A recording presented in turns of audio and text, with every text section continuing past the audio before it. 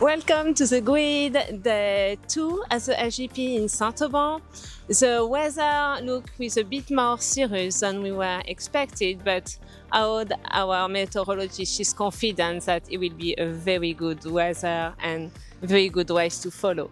This second race started in a very interesting manner, with all the pilots already choosing different options just after having crossed the start line.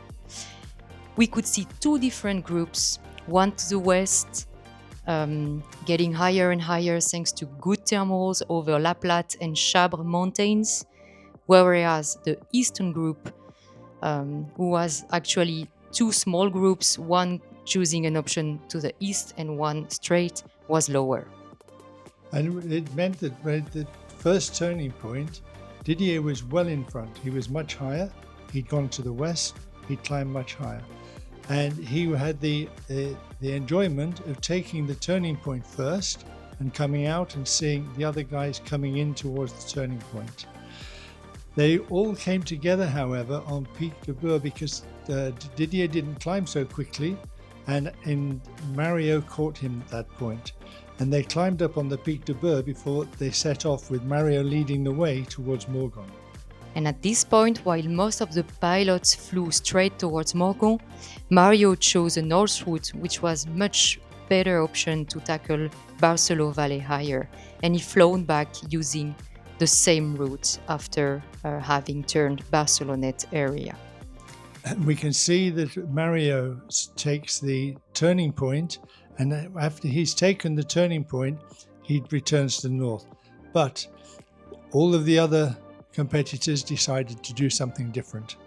And Mario in India comes north, and we can see that Kilo Whiskey, which is Didier, he came in and he decided he could go south and take the high route.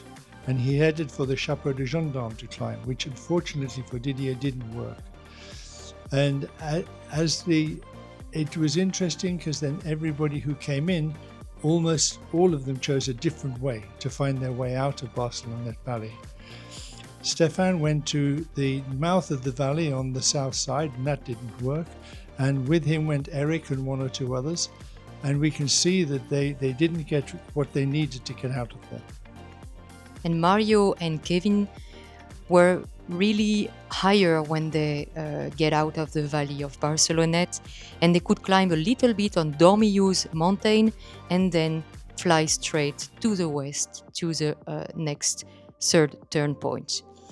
Mario was a little bit ahead of Kevin, and he didn't take the climb that Kevin took before crossing the Durance Valley, which makes Kevin much more comfortable to tackle this western area where the conditions tended to deteriorate a little bit, and Mario got quite in a difficult position, getting low in the crest.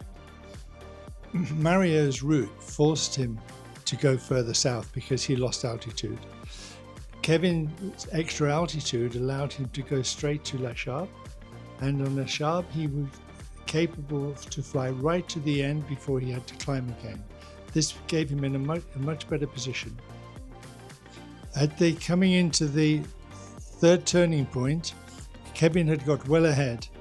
He made a climb just before the turning point, which gave him a good altitude to leave and to make the next leg more or less in the middle of the valley, heading a little bit to the east of track. As he left the turning point, we saw Max and one or two others coming in underneath him. They were climbing on the Charbre, on the end of the Charbre, to get the altitude they needed to make the next leg to the north, to the next turning point. And then, while the others chose to fly straight towards turn point 4 Montmort, Kevin made a different choice, chasing Les Apôtres and arriving on the slope quite low but high enough to take a very good thermal, enabling him to climb at 2,800 meters above mean sea level. And 2,800 meters was plenty for Kevin to come home. He had the great pleasure to take the turning point, leaving very much higher than all the others coming in well below who still needed to climb. It gave him quite a good lead for the final glide.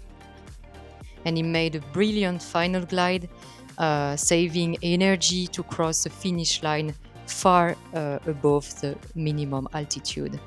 Congratulations, Kevin, for this brilliant flight. 7 minutes he beat everybody else by, and we saw the trailing group were all together. Everybody else was pretty much together for the final glide. So now we have Kevin finishing the day. Well done, Kevin. And the final glide was the slowest I've ever made it. That was crazy. 150, just enjoying, and it was cool.